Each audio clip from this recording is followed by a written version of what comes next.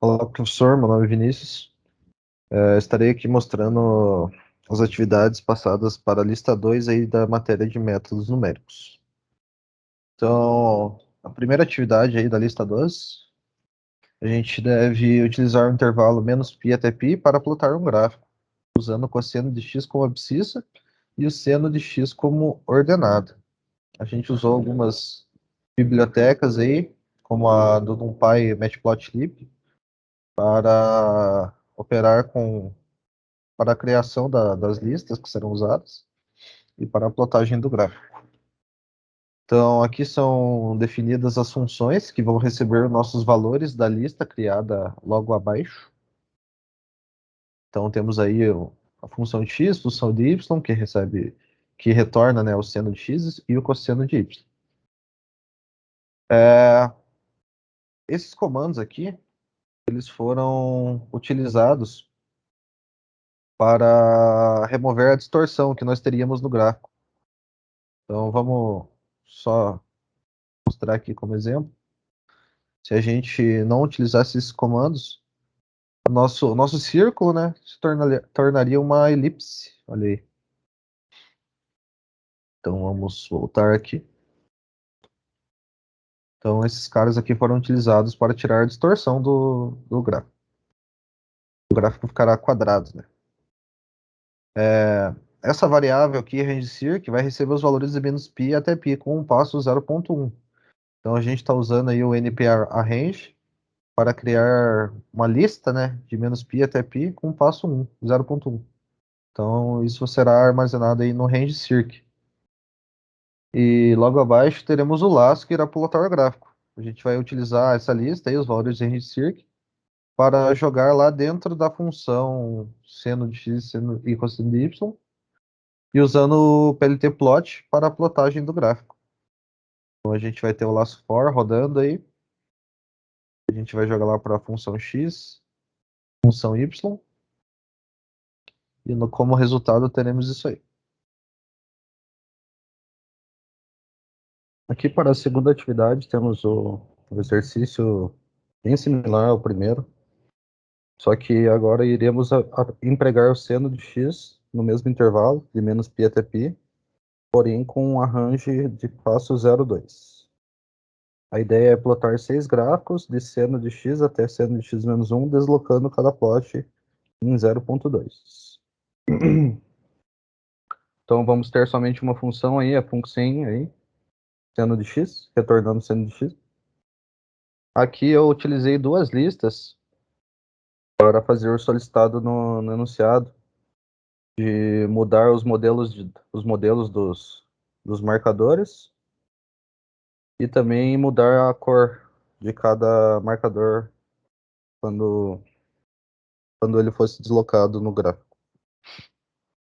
Então vamos fazer o primeiro arranjo aí, de menos π até π, um passo 0,2. Ele vai ser salvo numa lista em janela. Teremos também uma lista de janela pots, que vai ser um arranjo de 0 a 1.2, com passo 2, para fazer os 6 gráficos.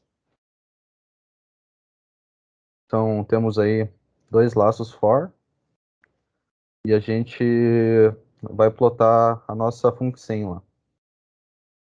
Eu também fiz aqui um contadorzinho para navegar entre os marcadores e as cores, deixando cada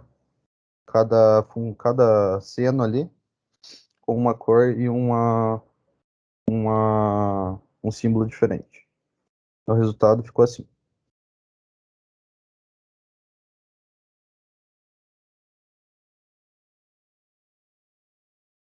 Então vamos para o exercício número 3. A gente deve plotar dois polinômios f de x e g de x no gráfico. A gente vai utilizar o intervalo de menos 4, 4,5 negativo e 4,5 positivo, com 300 pontos. E também a gente chama o PLT grid antes de mostrar o gráfico. Então, começando aqui, a gente define as duas funções, como f de x e g de x.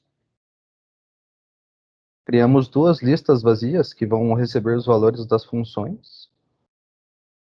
a gente cria um intervalo de 4,5, de menos 4,5 a 4,5, criando uma lista, e ao invés de usar o arrange agora, iremos utilizar esse comando aqui bem útil, linspace. Ele vai criar aí essa lista de menos 4,5 a 4,5 com 300 pontos, diferente do arrange, em que você dava os limites superior e inferior e dava somente o passo. Aqui nós vamos preencher aquelas duas listas lá de cima com os valores das funções, utilizando os valores do eixo X, né? Foi o intervalo que a gente definiu, usando o append. E aqui então é o comando para a plotagem do gráfico. Como parâmetro a gente passou lá os limites do eixo X, passamos os valores das funções. Foi solicitado também no exercício para que colocasse esse label aqui, né, essa identificação com as funções, para que aparecesse lá no gráfico. Como resultado, nós temos isso aí. Tá aí as duas funções. Aqui no exercício 4, a gente vai criar uma função Python que retorna o maior de dois números enviados por parâmetro. Para isso, a gente vai usar a função do NumPy vectorize. Então, vamos lá. Aqui estamos criando a função que vai comparar os dois valores. Função bem simples, que se x for maior que y, retorna x, ao contrário, retorna y. Aqui a gente utiliza então a função vectorize na nossa função principal. Jogamos ela para F2, criamos os dois vetores com números aleatórios, que estão na janela de 10 a 100, são 10 números aleatórios nessa janela. E aqui vamos jogar para a variável resultado, passando como parâmetro lá para F2 os dois vetores que foram criados pelo np-random aqui. Após isso, ele vai fazer os cálculos e vai imprimir os vetores e vai imprimir também o vetor resultante depois da comparação. Então vamos rodar aqui para ver. Então podemos ver aí a comparação dos dois vetores.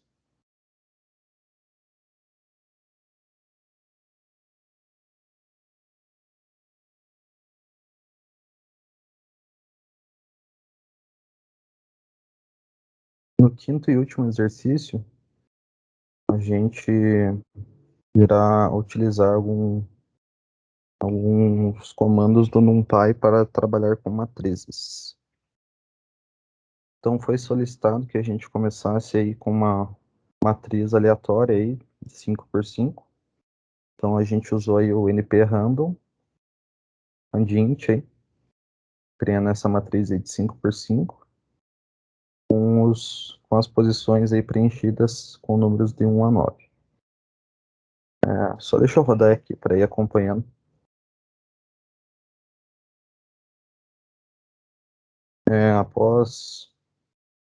Após criar essa matriz, nós usamos o comando nptrio para criar a matriz triangular inferior. Temos ela aqui. Criamos também a matriz identidade dentro do MI, uma matriz de identidade também de 5x5, e fizemos aí a brincadeira aí de multiplicar o MA,